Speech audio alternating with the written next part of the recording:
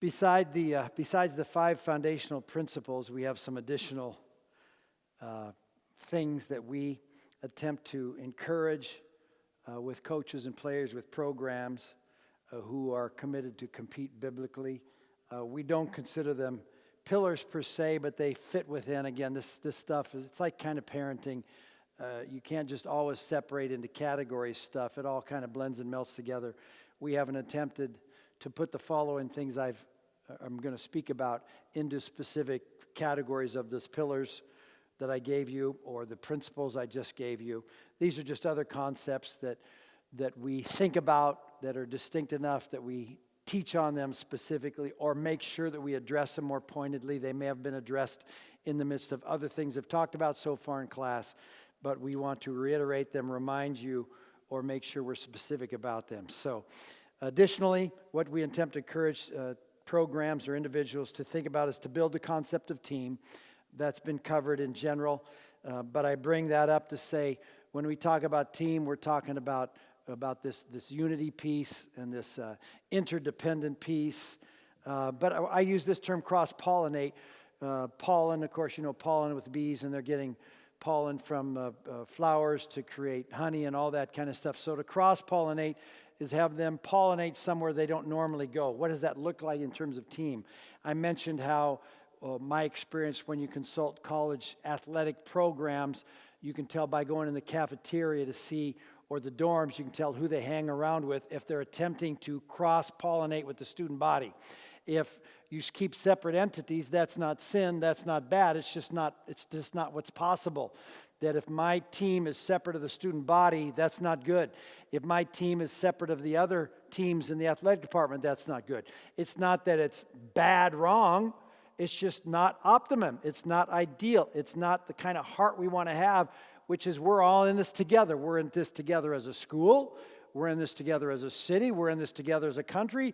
Can you see the principles? We are serious about this stuff. We're trying to teach principles through sport that have to do with the United States of America or Colombia or whatever country they're in. That there be a sense of we may have different people, different ages, different experience, male and female. We may have lots of differences, but we're going to submit to the greater good of the whole. This is what we're trying to teach. This is how families fly. It's how businesses fly. It's how teams fly. It's how all things work in this world where the perfect world. We're aiming for perfection again.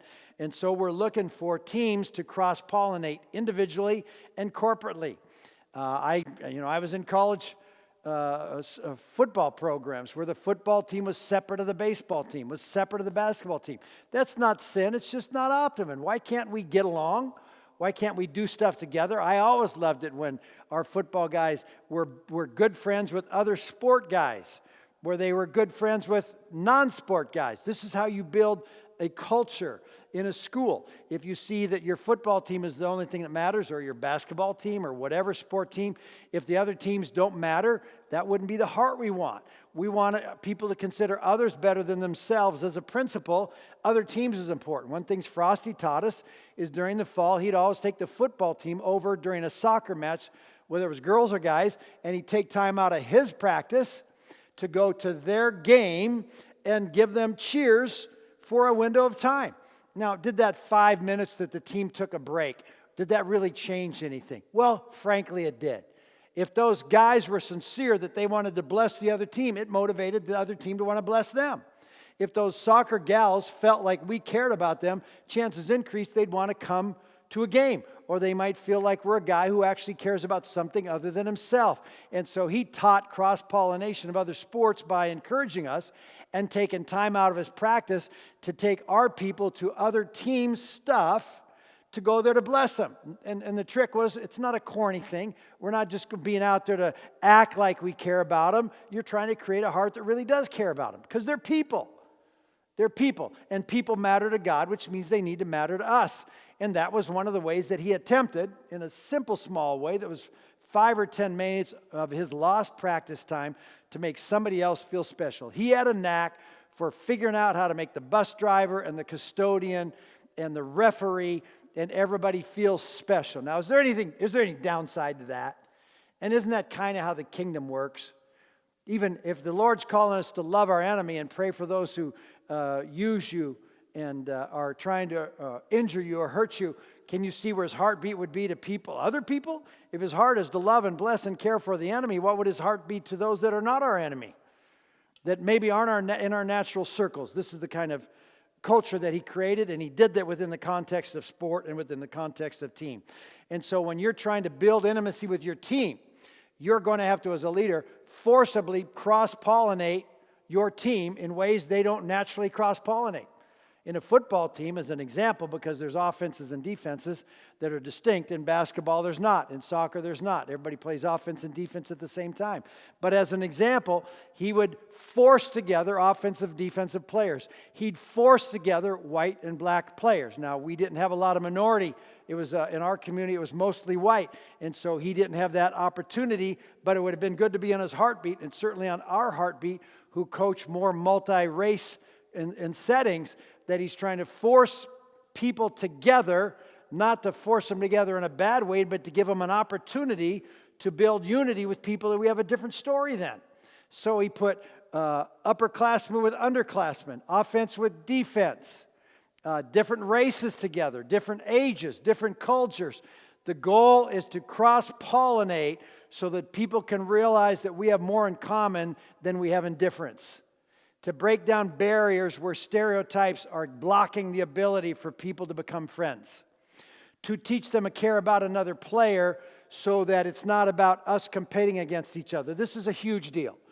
And this is an example from my PLU experience. There was a national championship game where there were two players. One was a senior, one was a junior. The junior started all the time, the whole year.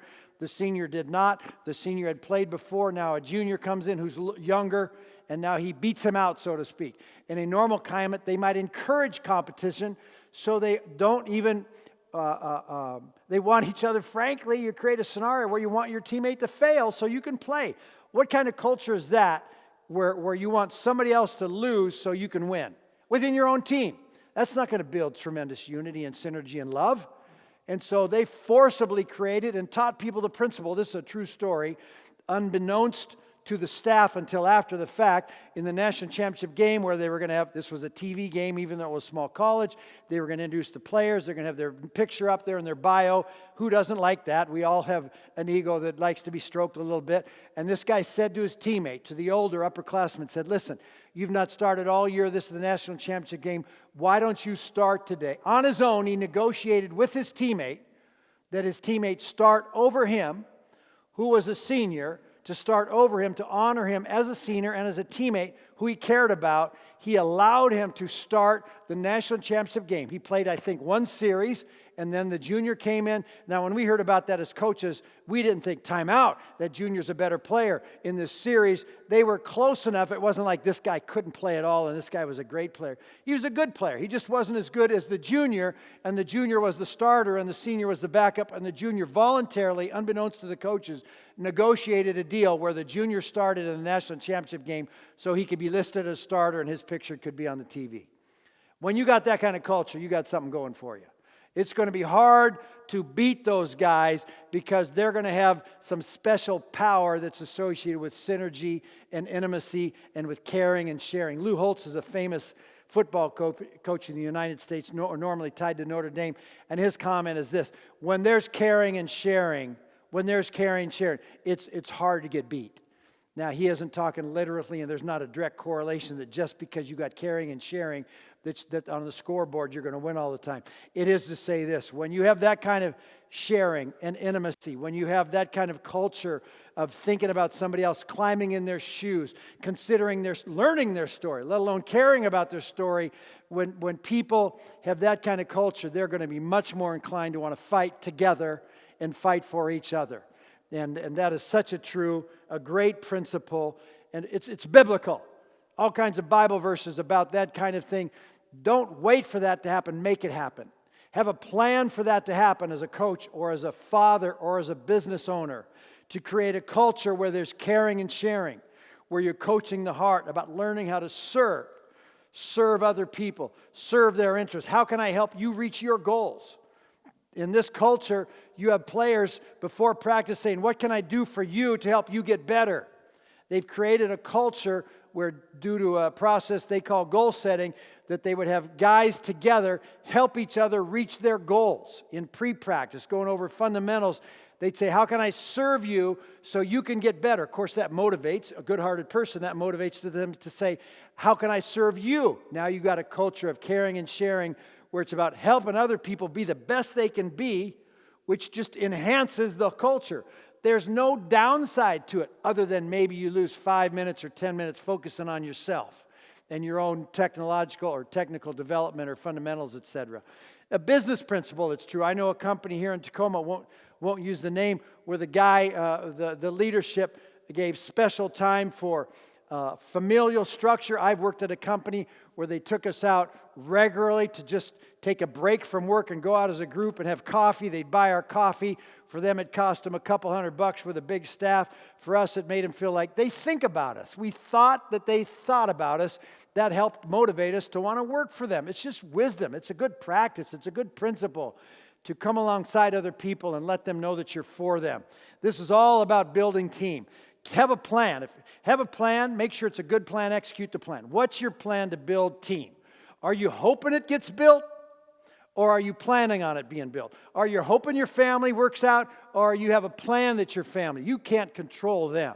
But you can give them a chance to increase the chances that you'll have what you want in the long run, which is intimacy, camaraderie, synergy, etc., etc. Cross-pollinating, having a plan to cross-pollinate your organization. So you meet the guy in the next cubicle. So you know who works next to you. So you know he's got a wife or a husband. He's got children. You know when there's something difficult going on. Those little attempts to try to build bridges go a long way to keep you momentum-proof. And even if the worst scenario, so to speak, is it doesn't help you be more productive, it doesn't help you close the gap between your performance and potential, it develops men and women who learn to care and share, who think about others better than themselves. All these Bible verses aren't just concepts. There's a practical expression of them that you can have an intentional, that means on purpose, strategic, that means you have a plan, way to produce that culture. We're talking about creating a culture that takes time and consistency and application and emphasis. Whatever you emphasize, you're going to get more of. And so if you want to emphasize sharing and caring and dying to yourself, you got to lead the way. You got to encourage them to follow. You got to show them how. You got to supervise them as they do so, and you got to make sure they reproduce and multiply it. This discipleship principle is I do it, you watch, you do it, I watch, you do it. Same thing here. I'm going to live a cross-pollinated life. You're going to watch me live a cross-pollinated life. I meet people I don't naturally gravitate to. They may not have similarities to me. They may be very different to me. I ask them questions. I learn their story. I care. I follow up. It creates a culture where some of those respond. At minimum, the fallout is those that are watching me see that I'm caring and sharing, which motivates them to care and share. In a team concept, if I'm modeling it and I'm doing it and they watch me and I give them opportunity to do it and I watch them do it and I make sure they reproduce and multiply, that's how you build culture. That's how you build longevity. That's how you create long-term over short-term.